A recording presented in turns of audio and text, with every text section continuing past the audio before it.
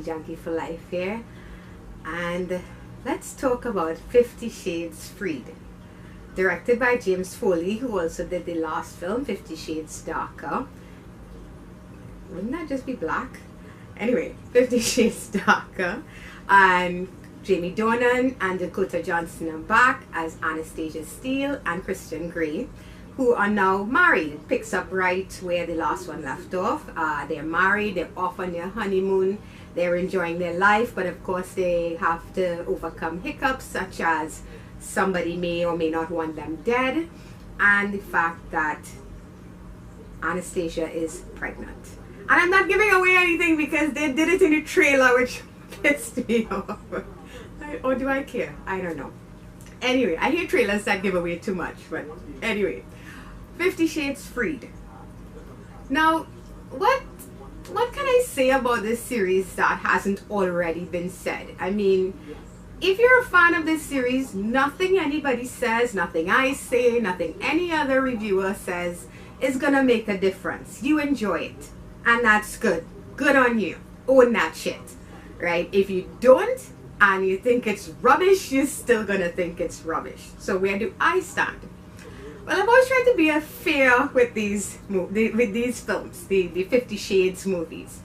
I did read the first book, and I hated it. Not because of the story, because I read erotic fiction all the time. I'm owning that. I don't have an issue with that. But it was very badly written, very poorly written. I watched the movie, and it was nonsense. And I watched the second film, and it was a little better, but still nonsense. So of course I'm gonna see the third. That's just how I roll. I have to see all three. I kind of like this movie. I know I'm going to have to pay for that with my reviewing friends. I kind of like this movie. Here's the thing.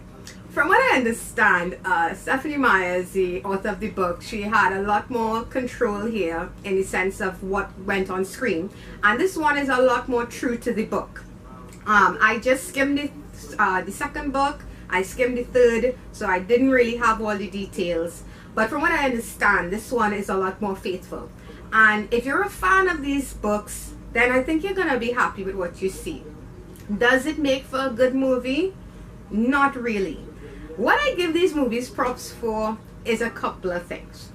One, I think they're very well shot. The locations here are gorgeous. They're on their honeymoon. He's a billionaire, so they could travel all over the world. Who wouldn't want that? You know, I just love the location shots. And this movie has always, the money is there. You can see where they're spending the money, you know. And another thing is, I think the actors involved, granted the first movie, they are so bad in that, with the exception of, I actually give Dakota Johnson a lot of props for that first movie. I think she's the best thing about the films. I think she's the one who had to go through the most in terms of what she has to do on screen. And I think she gives it her all. Jamie Dornan, who I absolutely, he's in that series of Gillian Anderson where he plays a serial killer. I can't remember the name right now, if it's The Cell or whatever. But he's very good in that, and he was atrocious in part 1 and a little less atrocious in part 2. But I think as they've worked together, you can see where they're more comfortable with each other.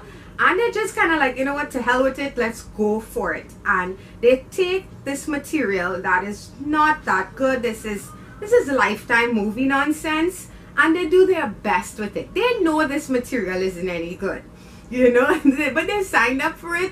And at least you can see where they are trying their best with the material, and I give them props for that, right?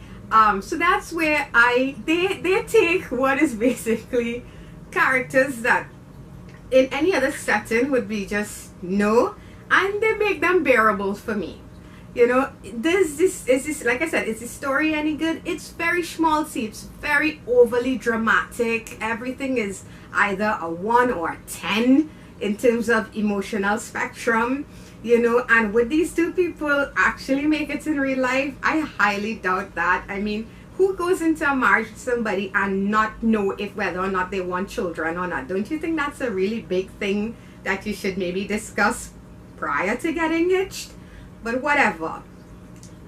This movie is about escapism. This is why people, or I should say certain female population, watches this film. Here in my country of Trinidad, one of the reasons this movie does so well is because it's what we call bacchanal. Trinidadians love themselves some bacchanal, and they love, you know, when things get a little dirty. And this movie gives them that. That's why movies like Obsessed and stuff does well in my home country, because we like it, like bacchanal, right? And it has that as well. So this is where it will draw its audience. And like I said, it's escapism.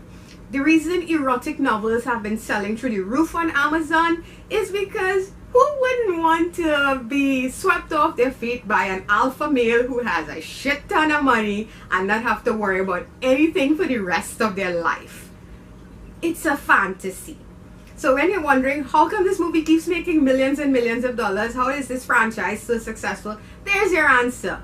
Escapism. We live in a world with a lot of stress, and for some women and some men, this is a fantasy that they enjoy. And isn't that why we go and see films? And isn't that why we go and see movies? To just escape our mundane lives for just like an hour or two? So with all that being said, I'm gonna give 50 Shades Freed a 5 out of 10. Oh my god, I'm not gonna hear the end of this. I am going to have to pay for this. But of the 3 films, and this is how I rank them, the first movie for me, it's like a 3 out of 10. The second movie for me is like a 4 out of 10. So you see where I'm going with this. This movie gets a 5 out of 10 because it's better than the last 2. That is what I'm gonna say. So I'm owning it. I liked it in the sense that, would I tell anybody go to cinema to see this? Hell no.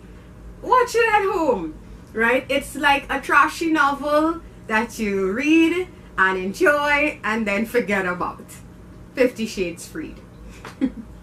So that's gonna be it for me, guys. If you like this video, please feel free to give me a thumbs up. It's much appreciated. If you want to subscribe to my channel, you can click on my face right there. And I'm also on Facebook at Movie Junkie Continue. I've also started using Stardust, guys, on the Movie Junkie there as well. Stardust is an app that allows you to do your own little reviews. You have 30 seconds to get it done, but it's a lot of fun. So you can check me out there too if you want. And until next time, guys, bye bye.